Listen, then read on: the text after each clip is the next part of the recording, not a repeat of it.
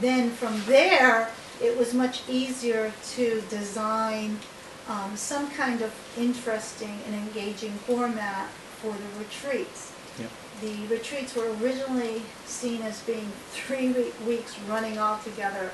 That became logistically impossible, so that then there are 3 one-week retreats over 3 months. Right.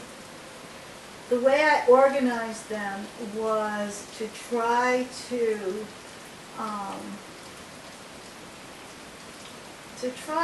really create something appropriate to the moment for the people that have been working in some way or another with the Magellan Courses or the Magellan group larger, but they're really not designed just for our participation. Mm-hmm. The hope is that not only other people will come and they're also offered as yet another kind of engagement people might want to start with for the Magellan. They don't have to have taken a track or taken a course or even really participated on the Facebook page. They're set up so that this could be your initiation or your first experience with all things Magellan. Mm-hmm. But the way they're set up is I wanted to take advantage of being together in the most valuable way possible.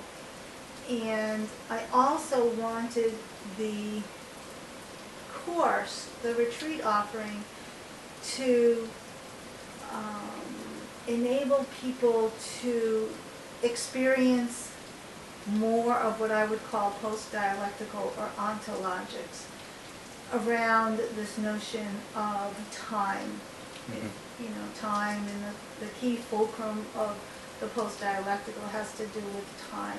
Mm-hmm. And it came to me to think of time itself as, in a post-dialectical way, would not be to think of the past as past and the future as the future, in the present somehow speciously moving in between of those all the time. Yeah. And so if you look at the 3 retreats that actually set out to reproduce this, it's very interesting to reproduce this notion of ontogenetic time across 3 different retreats with 3 different groups of people. So that the first one is gathering to hear the call. This is something that you hear a lot about from people. Thomas Hugel calls it downloading the future. People call it, listening for the call. Michael Levin calls it hearkening after Heidegger.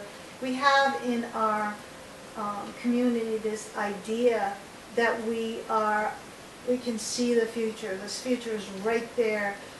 Somehow we can intuit the future. And so when you think about that, that's not post-dialectic, because the future is still over there. We're over here. The future's over there. We're leaning into it or something. So the question is, what do we really mean outside of a metaphor about hearing the call, or people work in circles call the circle being will talk. I mean, what do we really mean? How can we really experience that in a way that is not reified but concrete? And that's what the first retreat is offered to work toward, really set the pace for the next 2 retreats, because I think the information that we collate and we blog and journal about on this retreat will help crystallize what it is to get together as a group and ask questions about the unknown without saying those are questions about the future and getting into this question of can we really see into the future. It's a vestigial organ of dialectical mind that sees the future is over there and stuff. Gotcha. So that would be the first one, and then I thought that the second one, which is Spirit Becoming Body, was out of a meditation I did on what I believe is the single most important question that needs to be answered ontologically, let's say, by our very being today.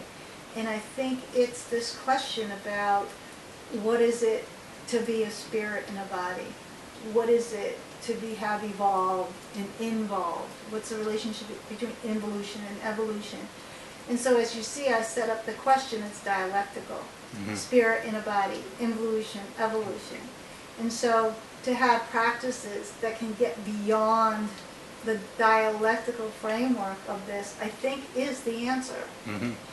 You know, we can't answer that question. What is it to be spirit in a body? How could dirt come up and become mind? Yeah. The question is framed so it's impossible to answer. Yeah. The form of the question will lead to a paradox. Gotcha. So to me, this is the single most important question needing to be looked at today in a post-dialectical framework. So I decided to put it right in the middle there Yeah. at the heart of the retreats.